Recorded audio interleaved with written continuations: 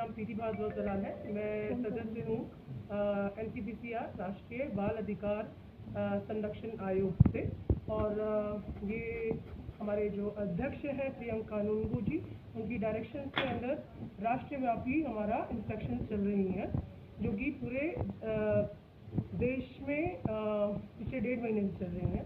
मैं उत्तर भारत के जितने भी राज्य हैं वहाँ पर विज़िट कर रही हूँ, और उसी कड़ी में हरियाणा में चौथे डिस्ट्रिक्ट में ये आज मेरी विज़िट है, जो कि यहाँ पर जो ऑब्जर्वेशन होम है JJ एक्ट के अंदर, जैसे हम जेल होते हैं, प्रिजन्स होते हैं, ऐसे बच्चों के लिए हम जेल्स और प्रिजन्स नहीं कहा जाता, उनको ऑब्जर्वेशन होम कहा जाता है।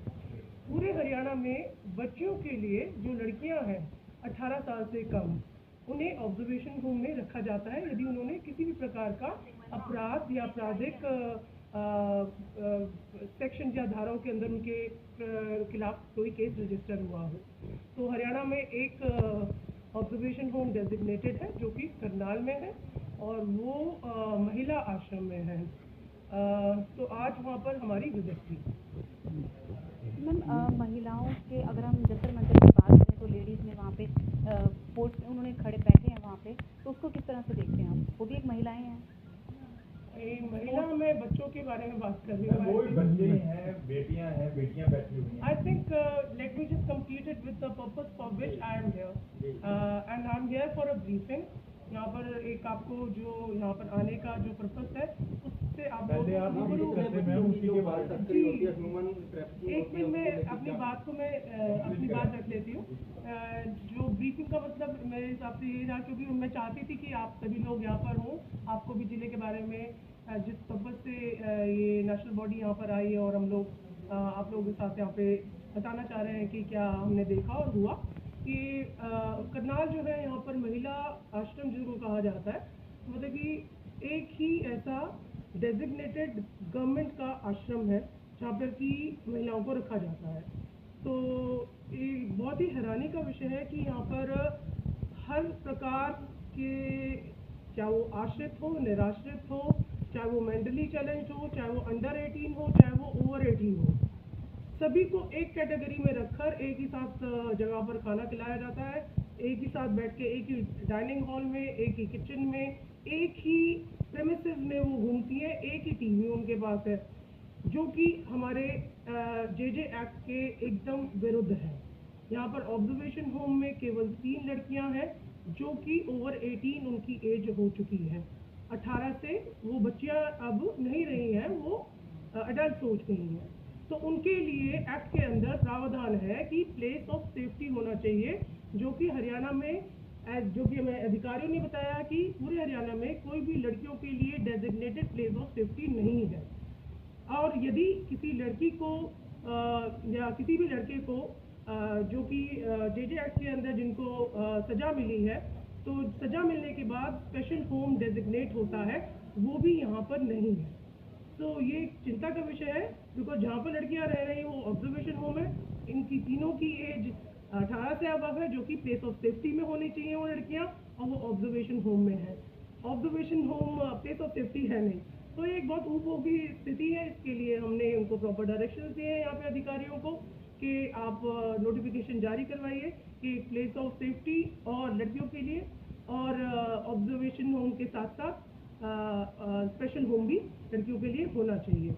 अलग उनका रहवास होना चाहिए, बिकॉज यदि कोई आपराधिक धाराओं के अंदर कोई एक लड़की है, उनको एक कोई लड़की यदि आश्रित है, निराश्रित है, मिसिंग है, या फिर किसी और उसमें किसी आश्रम में रहने का उसका है, तो उसे एकदम उनसे अलग रखा जाना चाहिए। तो वो एक एक्ट के टोटल विरुद्ध है। वहाँ पर महिला आश्रम में काफ़ी कमियां देखने को मिली, इंफ्रास्ट्रक्चर में भी बहुत कमियां देखने को मिली।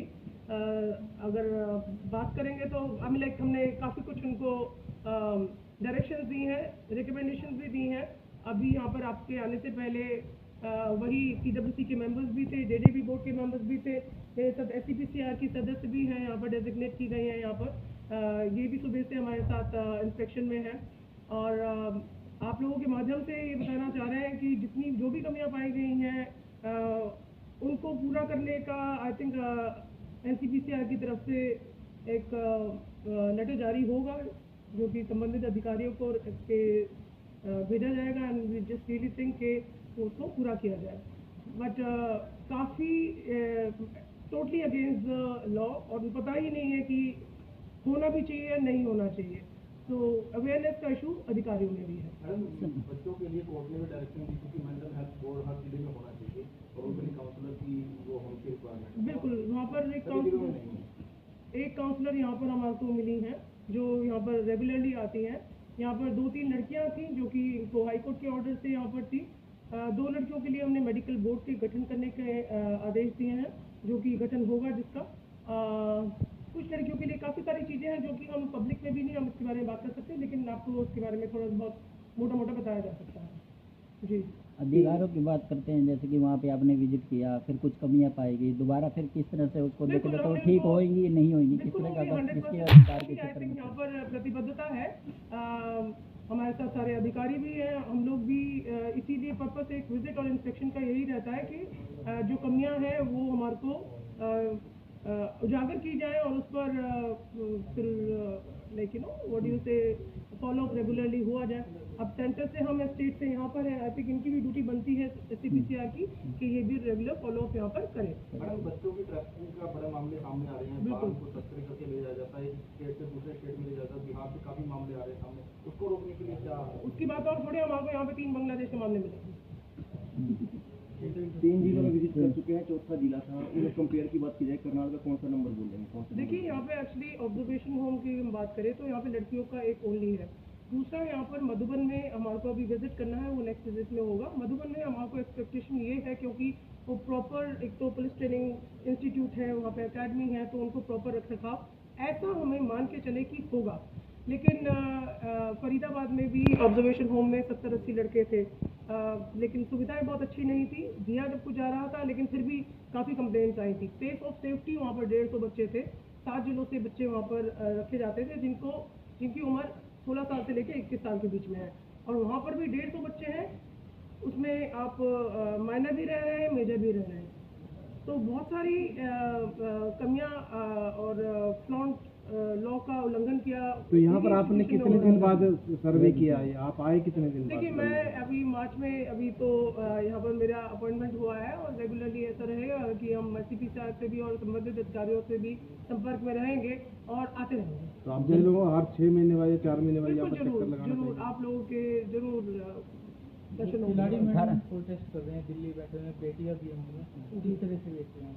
देखिए, ये अभी I think out of the league का क्वेश्चन है, बट जो भी है आई थिंक यदि किसी प्रकार का प्रोटेस्ट होता है और वो देशव्यापी प्रोटेस्ट यदि वो हो रहा है तो आई थिंक सरकार भी जरूर कुछ ना कुछ सोचती है कि उस विषय पर जो कमेटी बनाई गई या फिर आगे जो भी अप्रोच सरकार की रहेगी वो आने वाले समय में आई थिंक हम सभी के सामने उजागर होगी। और जो भी कोई बात है, यदि आप बेटियों की बात करते हैं तो किसी की भी बेटी हो, हमारी बेटी हो या आप हमारे भाई हैं, आपकी भी बेटी हो, तो किसी के साथ भी किसी प्रकार का अन्याय नहीं होना चाहिए। नेशनल लेवल को देखें तो किस तरह से महसूस करते हैं बच्चों को लेकर, कैसे केस सामने आ रहे हैं नेशनल लेवल की बात की जाती है?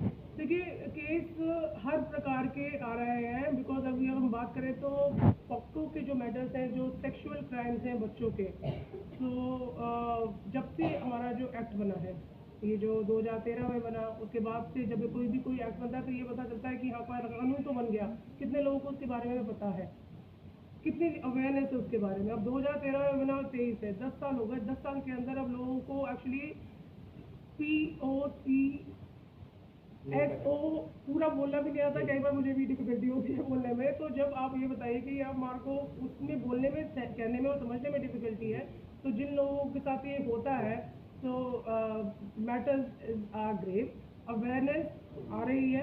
एंड औसतन हमारे पास रेगुलरली हमारे पास डिफरेंट पोर्टल्स NCPCR के हैं, मिसिंग बच्चों के हैं, सीमा सुरक्षा बल वहाँ के बच्चों के लिए है, इवन आप ऑनलाइन कंप्लेंट्स के मैकेनिज्म्स हैं।